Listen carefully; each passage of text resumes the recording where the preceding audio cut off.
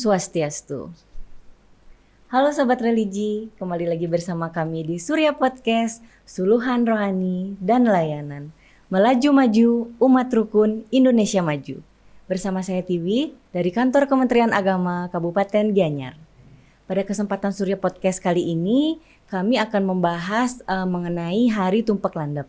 Tentu saja narasumber yang kami undang adalah pribadi atau beliau merupakan salah satu orang yang sangat berpengaruh ya di agama Hindu tentunya, di mana beliau juga merupakan salah satu dosen di Universitas Hindu Negeri I Gusti Bagus Sugriwa Denpasar, dan beliau juga sekaligus menjabat sebagai Kaprodi Magister Brahma Widya. Langsung saja kami sapa Bapak Dr. I Gusti Made Widyasena, SAG MPhilH. Om Swastiastu, Bapak Widya. Om Swastiastu, Bu Tiwi. Bagaimana kabarnya kali ini? Kabarnya luar biasa baik. Terima kasih. Iya, luar biasa. Seperti yang saya sampaikan sebelumnya Bapak Widya, bahwa di podcast kali ini kami akan membahas mengenai Hari Tumpak Landep. Nah, seperti yang mungkin Bapak Widya tahu, belakangan ini generasi sekarang, sebagian besar generasi milenial umumnya hanya mengetahui bahwa Hari Tumpak Landep itu adalah upacara untuk senjata atau besi, mungkin seperti itu. Sebenarnya makna atau filosofi yang lebih tepatnya itu sebagai seperti apa ya dari makna Hari Raya Tumpak Landep tersebut? Iya, baik, terima kasih atas kesempatannya Bu Tiwi. Selamat pagi sahabat religi. Kalau ingin kita berbicara berkaitan dengan makna Tumpak Landep, ini selalu berkembang dari setiap tahun ya. Kenapa saya katakan setiap tahun itu semakin berkembang? Karena adanya sebuah pergeseran konsep dan makna di dalamnya. Kalau dalam Tumpak Landep yang selama ini kita lakoni dan kita pahami, Tumpak Landep dalam masa milenial sudah semakin berkembang menjadi sebuah bentuk praktek simbol ekspresif, itu dimana mengungkapkan simbol baktinya kepada Tuhan dengan cara salah satunya menggunakan media teknologi untuk kemudian dilakukan proses spiritualisasi. Misalnya pada saat perayaan Tumpak Landep yang dilakukan setiap Saniscara Kliwon, itu dilakukan dengan menggunakan proses spiritual di dalamnya. Sebelum jauh ke sana terkait dengan relevansinya, saya ingin mengundang sahabat religi untuk kita melihat jauh lebih ke dalam terkait dengan konsep pemaknaan, konsep teologis dan juga filosofi di dalamnya. Salah satunya adalah berkaitan dengan Tumpak Landep ini. Yang kita ketahui bahwa Hindu itu adalah ajaran Sanatana dan Nutana. Sanatana adalah ajaran bahwa ketika berbicara tentang Hindu, maka Hindu berbicara tentang aspek kebenaran abadinya.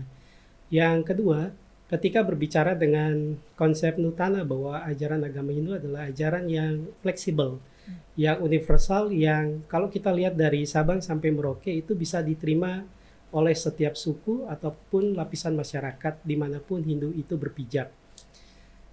Ketika masuk dalam acara kegiatan atau tradisi Tumpak Landep itu sendiri, maka kita akan melihat bahwa Tumpak Landep itu bisa dipandang sebagai proses bentuk pemahaman secara teologis dan filosofi di dalamnya.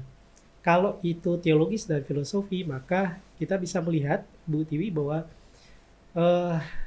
Hindu itu mencoba untuk menyampaikan pesan-pesan agamaisnya, moralnya, melalui salah satu jalan yang dikenal dengan konsep Purana, atau konsep penyampaian cerita kepahlawanan atau mitos dalamnya. Nah, salah satunya adalah berbentuk cerita-cerita agama yang kita kenal seperti saat ini. Tumpak Landep itu kalau kita ketahui jatuhnya setiap 210 hari sekali, artinya di setiap 6 bulan sekali, tepatnya di Saniscara Kliwon. Itu mengapa tumpak itu selalu hadir di setiap hari Sabtu, tidak atau di luar dari hari Sabtu itu sendiri. Yang kedua, kalau kita lihat pada konsep paukonnya atau paukunya, ada salah satu rujukan sumber yang bisa kita lihat pada konsep Tumpak Landep yang dikenal dengan tutur atau lontar medang kemulan. Ceritanya adalah pada saat itu diceritakan dalam sebuah kerajaan disebut sebagai Kunda Dwipa. Kalau tradisi Hindu filosofi, Kunda itu kan sama seperti terdiri dari tatanan ketika kita melihat ada sebuah perayaan Agnihotra, upacara yang dilakukan pada Dewa Agni, Kunda, itu sebagai bentuk sistem stratifikasi simbol dari Dewa Brahma. Sedangkan Dwipa adalah alam atau jagat ini. Jadi Kunda Dwipa secara otomatis sebagai bentuk penghormatan kepada Dewa Brahma. Nah, berkaitan dengan itu, di Kunda Dwipa ini memiliki seorang raja yang bernama Kulogiri. Kulogiri memiliki dua orang istri. Yang pertama adalah Dewi Sinta, yang kedua adalah Sanjiwati, atau yang dikenal ke depan sebagai Dewi Tumpak Landep, istri kedua beliau. Nah, seiring berjalan waktu, ini mungkin juga ada moderasi beragama di dalamnya, tapi tentunya penuh dengan kehati-hatian dalam moderat berpikir. Jangan sampai karena ada istri dua lalu kita berpikir Hindu mengeksiskan tradisi untuk memiliki istri lebih dari satu. Itu lebih berbahaya. Yang berikutnya adalah bahwa ketika berbicara tentang istri dua ini, kehidupan mereka selalu harmonis. Antara kedua orang istri ini selalu memberikan support antara satu sama lainnya. Sampai ketiga, Dewi Sinta, istri pertama dari Dang Hyang Kulogiri ini, hamil. Pada saat itulah raja kemudian melihat ini bisa dilanjutkan dengan konsep Wanaprastha. Konsep Wanaprastha yang kita ketahui bahwa tradisi ini ternyata tidak hanya dulu saja dilakukan, tapi juga orang tua zaman sekarang juga melakukan konsep untuk memohon kepada Tuhan. Ketika istrinya sedang hamil, ketika cucu perempuannya sedang hamil, secara otomatis orang tua laki ataupun orang tua perempuan selalu berdoa. Hanya bedanya kalau zaman sekarang di pura dan juga bisa dilakukan di mana saja. Kalau zaman dulu agak privasi, dilakukannya jauh di kota, jauh di dalam hutan. Ya, tentunya tidak digambarkan apakah ketemu harimau di sana, ketemu singa di sana, tidak. Tapi kemudian berkembang wacana ketika masa di mana pada saat mendekati masa persalinan Dewi Sinta atau keluarnya si anak, sampai saat itu Dang Hyang Kulogiri belum juga kembali ke kerajaan. Ini tentunya mengundang perspektif yang dimensi yang ambigu. Satu sisi mereka hamil, dalam kondisi ini tentunya butuh seorang ayah untuk melihat dan mengampiri serta mendampingi pada saat proses persalinan. Sampai saat ini itu pun penting, tradisi itu. Yang kedua, ternyata kondisi di lapangan jauh dari harapan. Jauh dari harapan adalah ketika melihat ketika sebelum mendekati masa persalinan, mungkin di usia 8 bulan atau 9 bulan, trimester terakhir, ternyata sang raja juga tidak kunjung kembali. Pada saat itulah ditemani oleh istri keduanya, kemudian Dewi Sinta mencoba untuk menelusuri semua hutan yang ada di sekitar kerajaan. Tapi ternyata tidak menemukan Dang Hyang Kulogiri itu. Akhirnya apa yang terjadi? Yang terjadi adalah karena masa persalinannya sudah waktunya, dibantu oleh istri kedua pada saat itu, cerita ini kemudian secara singkat menyampaikan bahwa proses persalinan itu dilakukan di hutan. Dengan cara Dewi Sinta ini kemudian proses persalinannya dilakukan di atas batu pipih besar. Pipih besar mungkin yang saat ini kita sulit sekali menemukan batu itu ya. Sudah dibelah, sudah dibongkar gitu. Sudah dijadikan batu-batu untuk seni hias dan seterusnya. Dulu ketika menemukan batu pipih itu, Dewi Sinta melahirkan. Pada saat melahirkan itu, seorang putra lahir. Pada saat itulah batu pipih itu pecah, terbelah. Nah, itu mungkin memiliki kekuatan energi yang sangat luar biasa, yang pada akhirnya diberikan nama sang putra menjadi Watu Gunung. Atau yang memecahkan batu pipih besar. Itu kita kenal sebagai konsep tradisi salah satu huku di Paukuan kita di Bali dan di Hindu di Indonesia pada umumnya sebagai huku yang terakhir. Sebelum bertemu Sinta ya, relasinya ke sana. Yang kedua, seiring berjalannya waktu, Watu Gunung ini kemudian diceritakan menjadi anak yang sangat hyperaktif.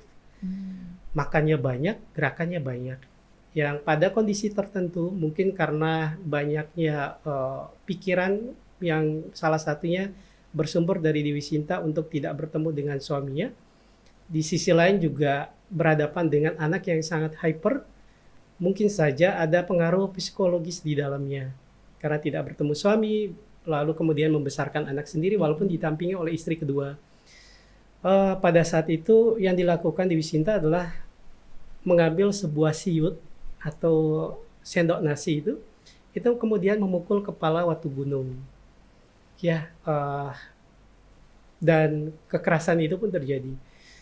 Yang kemudian ketika Watu Gunung merasa sakit di bagian kepala, ternyata efek sampingnya ke depan itu banyak.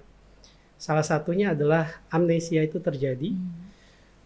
Ada beberapa yang kemudian mengatakan itu tidak hanya amnesia, tapi hanya meninggalkan bekas luka sedikit di bagian kepala. Sama seperti kalau zaman sekarang orang yang melakukan proses ataupun terjatuh di jalan, lalu kemudian diberikan jahitan, tentunya kan masih punya bekas. Iya. Apalagi zaman dulu diceritakan belum ada konsep dokter medis modern seperti saat ini. Apakah dipraktikkan Ayurveda di dalamnya? Belum tahu juga. Mungkin saja dedaunan itu ditutup untuk mengobati luka dan juga menyetop aliran darah yang keluar. Hanya saja luka itu berbentuk bekas yang kemudian pada saat itu Watu Gunung melarikan diri keluar dari kerajaan rumahnya, marah terhadap ibunya. Nah, singkat cerita, ketika marah terhadap ibunya, ternyata Watu Gunung ini mendapat berkat dari Dewa Brahma. Salah satu berkatnya adalah kesaktian yang tidak pernah terkalahkan, baik oleh para dewa ataupun juga oleh manusia. Nah ini berat, ini berat ya. Kita sama manusia aja sulit, apalagi para dewa yang turun tangan. Yang kemudian seiring berjalannya waktu, karena begitu hebatnya dan lihainya dalam proses memiliki ilmu kanuragan yang kemudian diberikan oleh Dewa Brahma, pada saat itulah Watu Gunung menginvasi hampir seluruh kerajaan yang ia ketahui. Hampir sekitar 29 kerajaan pada saat itu ditaklukkan oleh kesaktian Watu Gunung.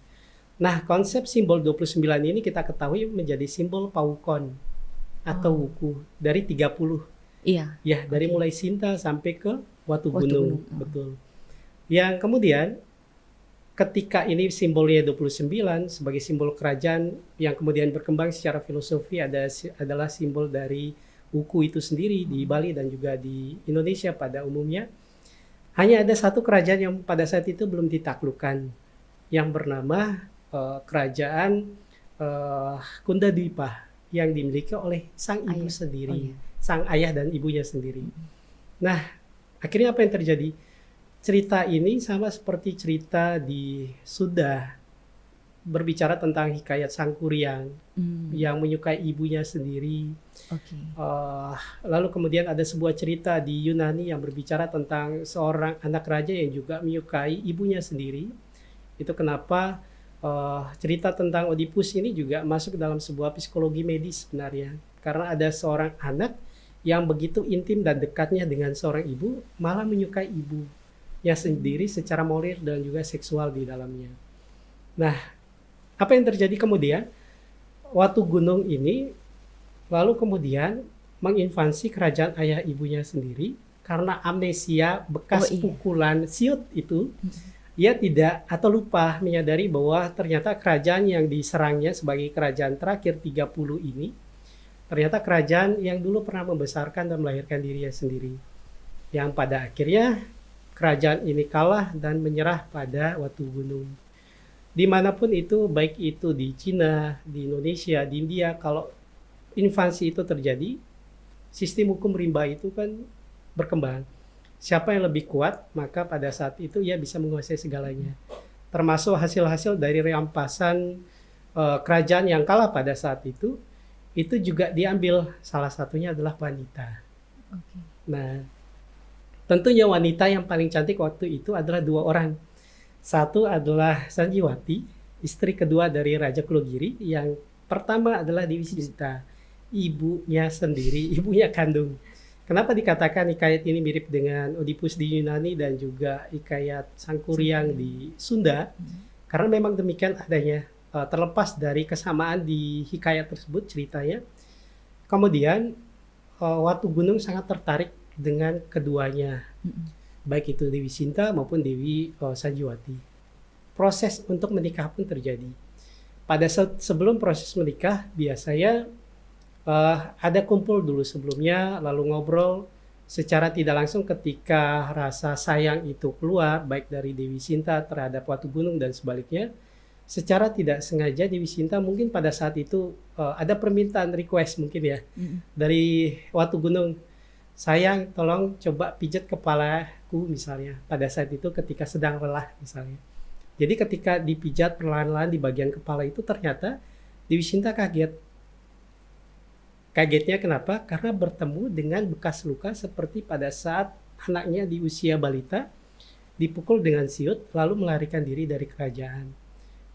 Terjadi diskusi antara seorang ibu dan anak pada saat itu yang pada akhirnya Dewi Sinta mengetahui secara gamblang bahwa Watu Gunung ini adalah putranya sendiri, putra kandung.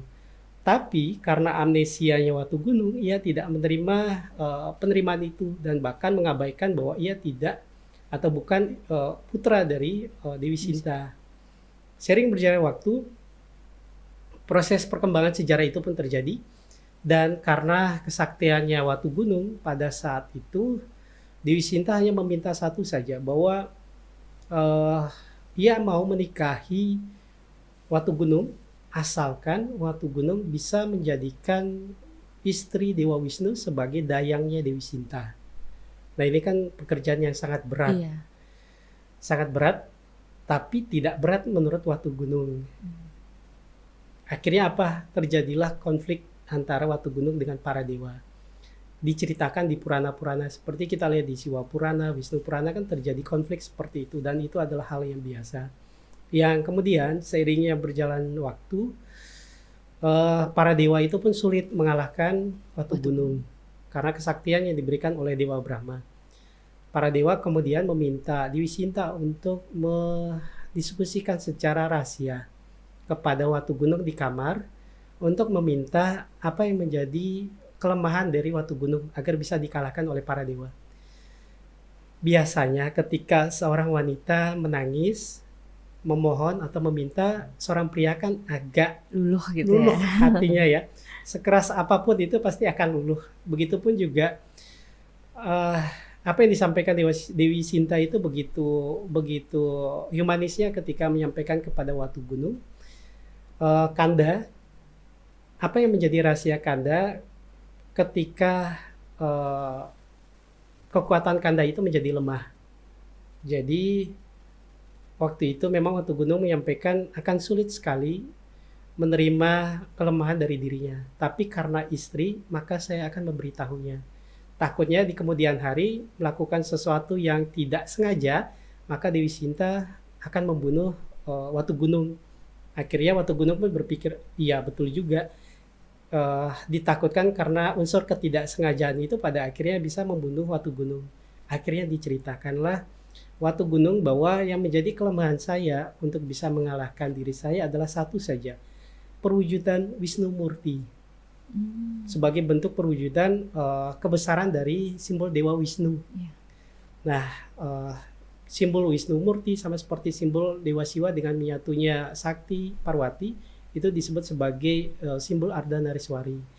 Kalau dalam Perang Bharatayuda kita mengenal konsep Wiswarupa ketika Dewa Wisnu, Sri Krishna menampakkan dirinya pada Arjuna pada saat itu, yang memiliki kepala banyak, tangan banyak, dan seterusnya.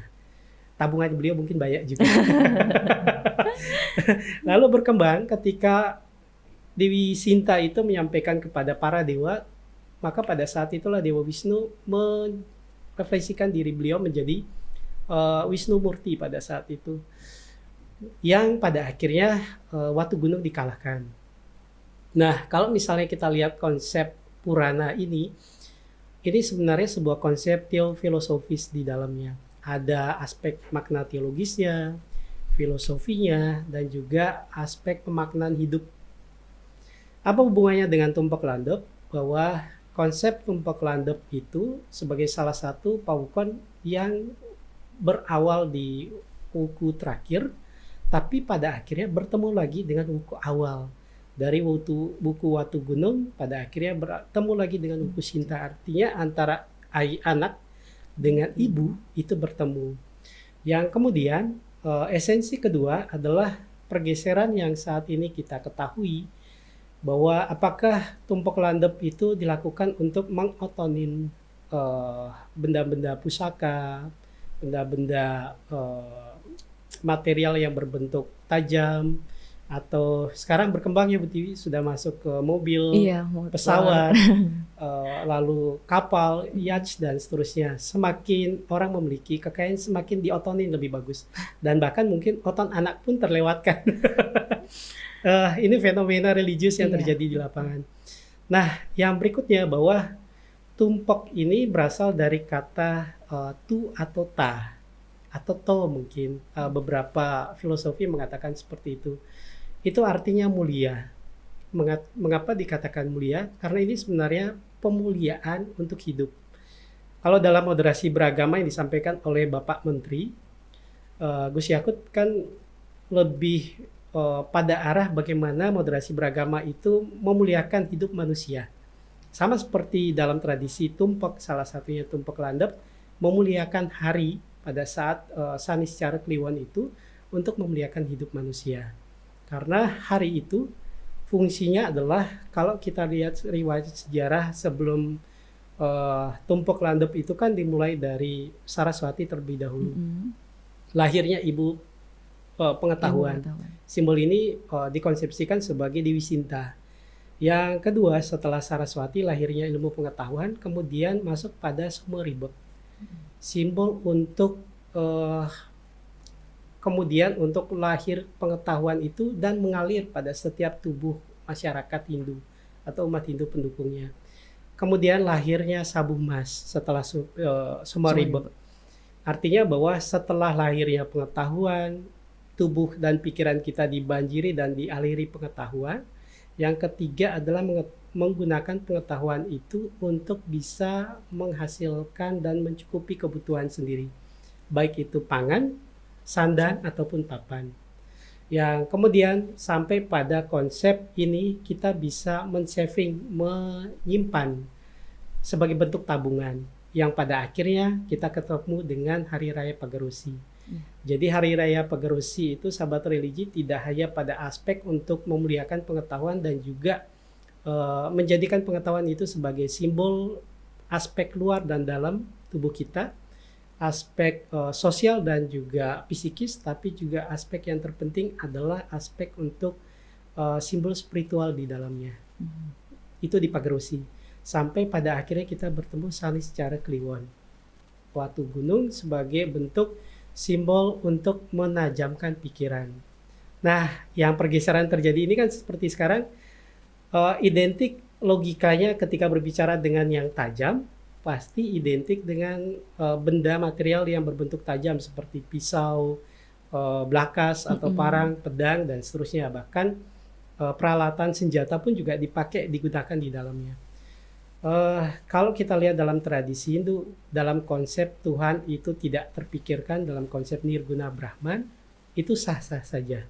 Tapi ketika itu dipraktekkan dalam konsep sosio-religius dan tatanan hidup bermasyarakat dan bersosial, maka mungkin agak sedikit terjadi pergeseran makna tumpek landep, yang seharusnya tumpek landep itu dijadikan sebagai momentum untuk refleksi diri ke dalam, pemaknaan diri ke dalam, juga untuk penajaman pengetahuan yang digunakan untuk membuat hidup menjadi lebih hidup dan mulia, menjadi melakukan proses ngotonin senjata, ngotonin kendaraan dan seterusnya. Yang mungkin itu yang bisa saya sampaikan sebagai brainstorming atau pemantik awal terlebih dahulu. Terima kasih Bu Tiwi. Oke, baik. Ternyata gitu ya sejarahnya ya Bapak Widya. Jadi sebenarnya tumpek landep itu juga untuk memperdalam diri kita sendiri ke arah yang lebih baik gitu. Kemudian relevansinya di kehidupan sekarang menjadi otonan untuk senjata, besi dan lain-lain seperti itu ya, Iya, Bapak Widya. Oke, saya setuju juga tentang pendapat Pak Widya di awal bahwa Hindu itu adalah agama yang fleksibel.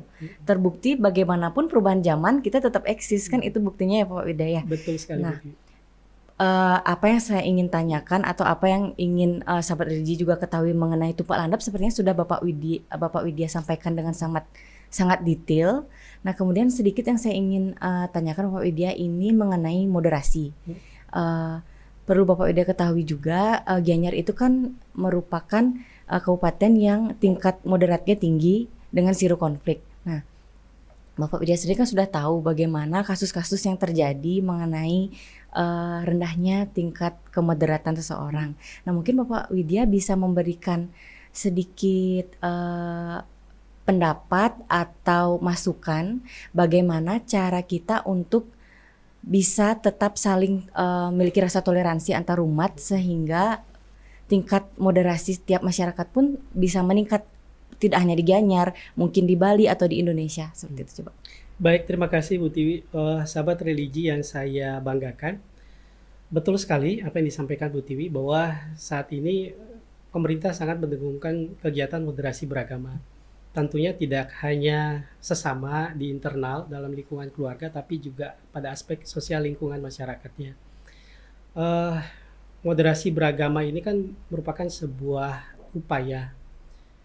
Upaya adalah sebagai sebuah tindakan yang dilakukan oleh setiap pribadi masyarakat agama pada saat ini. Ada dua hal yang menjadi indikatornya. Yang pertama adalah upaya untuk lebih radikal di dalam melakukan kegiatan agamanya sendiri. Harus tanda kutip di sini ya. Okay. Bahaya sekali radikal, jangan sampai keluar ya. Iya.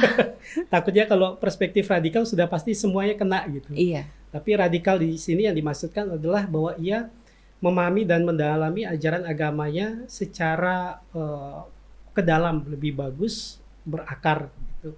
Jadi kalau seseorang yang beragama Hindu sudah selayaknya ia coba untuk memahami ajaran agama tidak hanya pada saat nyepi, tidak hanya pada saat Pagerusi dan Saraswati semata, lalu menempatkan pengetahuan itu jauh dari atas kemampuan pengetahuannya, tapi berusaha untuk mempelajari pengetahuan itu dan mengamalkannya sebagai bentuk ikhlas beramal.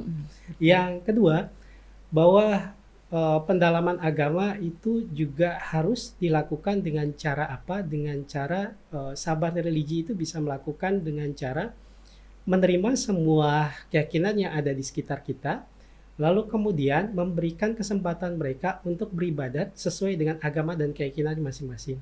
Ini adalah sebagai bentuk toleransi yang sangat tinggi yang coba ditawarkan oleh pemerintah kita Republik Indonesia, yang kemudian amandemennya itu dikeluarkan melalui pasal 29 ayat 1 bahwa negara berdasar atas ketuhanan Yang Maha Esa, artinya bahwa bukan pada dasar dalil agama, tapi berdasarkan atas ketuhanan Yang Maha Esa.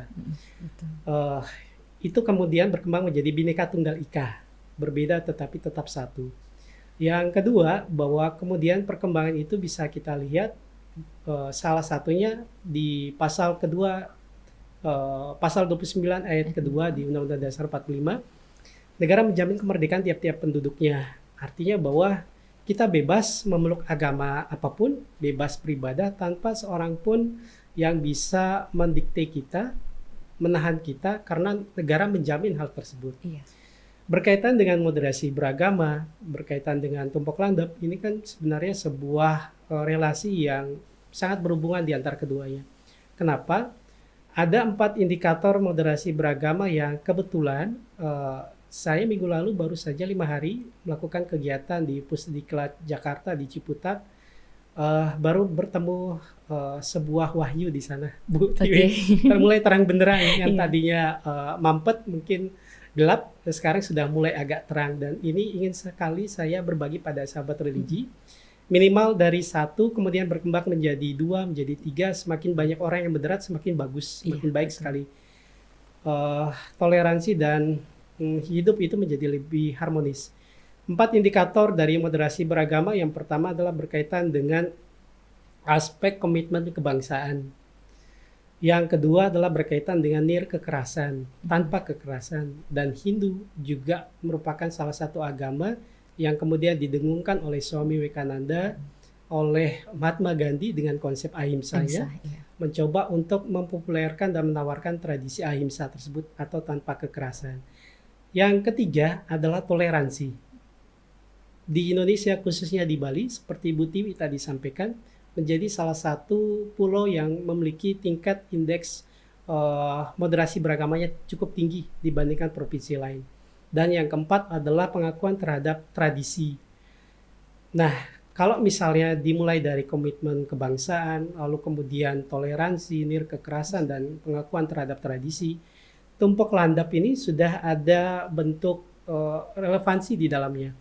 Mengapa saya katakan bentuk relevansi? Karena di dalamnya ada pengakuan terhadap tradisi. Iya.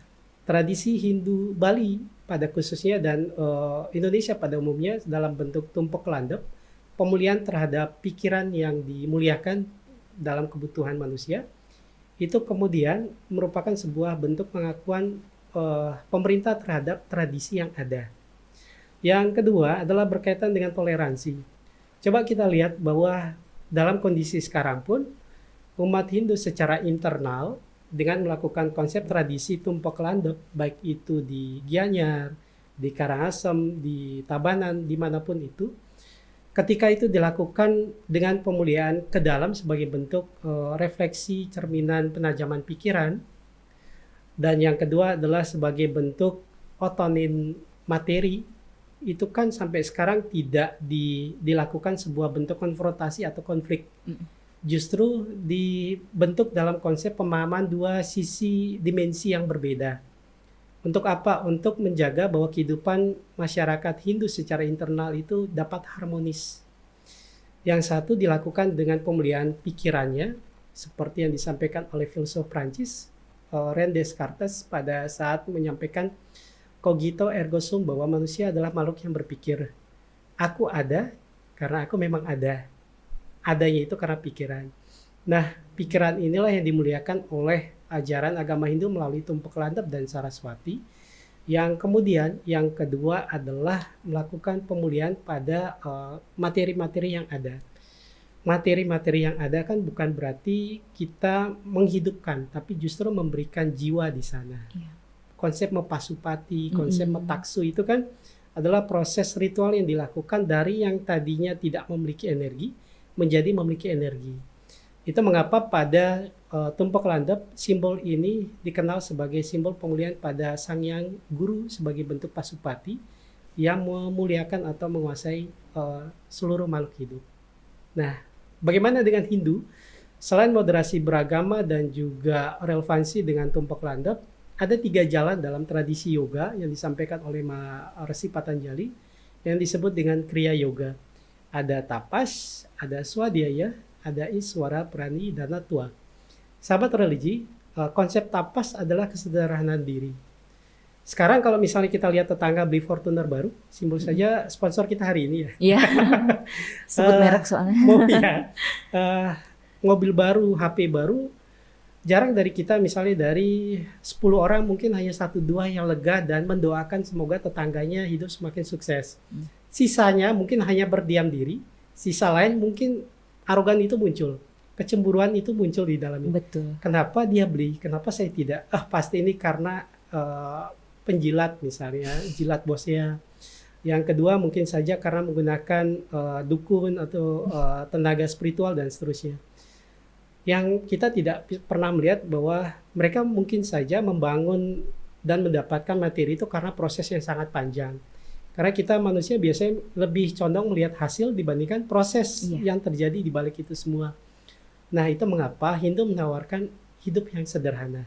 Hidup yang sederhana bukan berarti kita hanya makan setiap hari nasi putih dan air putih semata, betiwi, tidak.